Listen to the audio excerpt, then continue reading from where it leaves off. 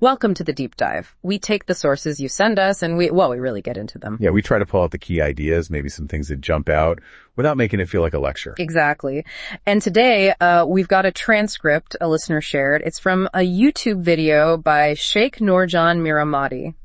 Okay, the title is Imam Mahdi as Parallel Dimensions. Sharbanu and Jinn Lineage's Numerology Exists in Islam. Quite a title. That definitely signals we're heading into some deep waters. It does. So we're going to explore the ideas in there about numerology in Islam, but framed as this like divinely precise system. Okay. And also the spiritual links between humans and jinn, especially related to Imam Hussein, peace be upon him, and his lineage. Right. That connection comes up often in certain spiritual discussions. And finally, this idea of divine and angelic support medad as, help. It sounds like we're touching on some quite nuanced aspects of Islamic spirituality. It certainly seems that way. Ready to jump in? Let's do it. So the transcript starts off by talking about different levels of understanding, right?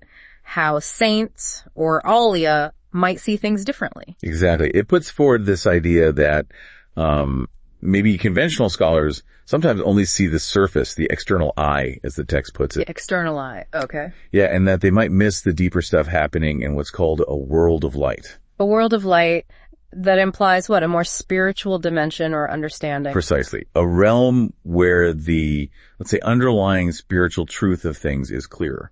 And this leads straight into the numerology point. Okay. The Sheikh presents it not as something borrowed, but as intrinsic to Islam.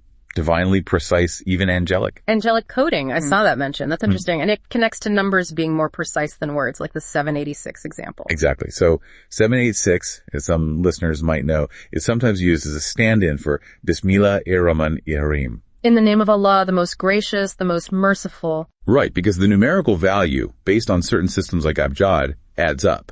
The argument here is that numbers are, less ambiguous. Less room for error, maybe. That's the idea. And Sheikh Nurjan seems to take it further, suggesting almost like reality itself is a program. Like computer code. Kind of. An underlying numerical structure to everything on Earth. Wow. Okay. And this code, only certain people, the saints, can understand it. Is that the idea? That's what's suggested, yeah. That Allah grants this understanding to the Aliyah.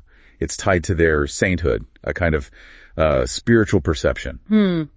And he points to things like reciting the surah 11 times or the tasbih beads. Right, the prayer beads. Usually 99 beads, often split into 33s. Yeah. He's saying those numbers aren't just random. He suggests they're not. Yeah. That they fit into this larger divine numerical system. It makes you look at those common practices a bit differently, doesn't it? It really does. It adds another layer. Okay, so from numbers, the transcript shifts to jinn. Yes, the human-jinn connection. Yeah. Specifically, Mu'min jinn. Believe in jinn. Yeah. The source talks about a potentially close relationship between human nations and these unseen believer nations. It even, interestingly, brings up the word genius. Genius. How does that connect? Well, etymologically, there's a historical link between genius and jinn, or genie. The source uses this to hint at, maybe, an ancient understanding that closeness to these beings could grant knowledge or inspiration. Huh.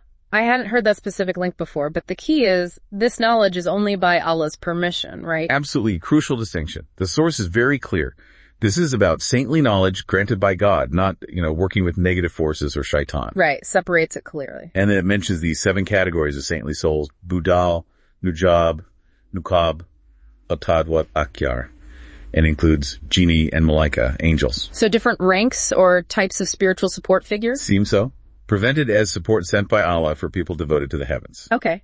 And this is where Hazrat Sharbanu comes in, Imam Hussein's wife. Yes, exactly. She's described as having a strong lineage, connecting back to jinn kingdoms. The strong lineage into jinn kingdoms. That's quite specific. It is. And her marriage to Imam Hussein isn't portrayed as just, a historical event, but as divinely intended. Very significant. And their son, Imam Zainul Abidin, was born from this union. And the line of imams continued through him. So it highlights this very unique mixing of humans, and what the source implies is a jinn-connected lineage. Which then connects forward to Imam Mahdi. That's the link the source makes, yes.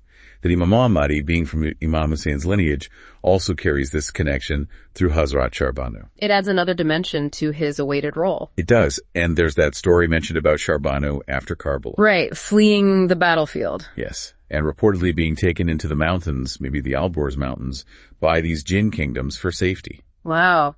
That's quite a narrative. And the source notes that a lot about these kingdoms isn't widely known or written about. Correct. It suggests there's a whole hidden aspect to this relationship, which leads kind of naturally into the next theme. Which is divine support. Madad. Exactly. Madad. Support from the heavenly kingdom, angels especially, for believers in their, well, spiritual struggles. Because, as the source puts it, humans are weak. Vulnerable, yeah.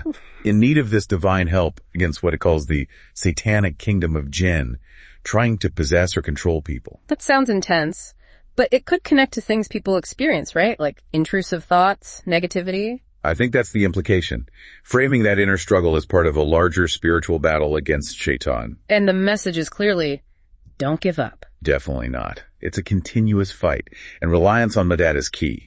Practices like salawat, sending blessings on the Prophet, peace be upon him, and meditation are mentioned as ways to strengthen your own spiritual light, push back the darkness. It makes those practices feel even more vital. And there's that reassuring idea that Allah sends the support when He loves someone. Yes, that's a comforting element presented, a sign of divine care. Okay, so let's try to pull the main threads together from the source as Sheikh Nurjan presents them. Sure. So first, this idea of numerology as a real, divine, angelic system in Islam, understood by saints. Right, the code beneath reality. Second, the reality of these spiritual connections between humans and believing jinn, especially within that specific lineage of Imam Hussein and Sharbanu, linking to Imam Mahdi. A hidden, intertwined history. And third, the absolute necessity of divine and angelic support, Madad, to fight negative influences and stay on the path. It really paints a picture of a reality with multiple layers, doesn't it? Seen and unseen forces interacting. It definitely does. A very interconnected spiritual cosmology. And of course, we're exploring the perspective presented in this specific source by Sheikh Nurjan Miramati. Absolutely. That's our focus here, understanding the ideas presented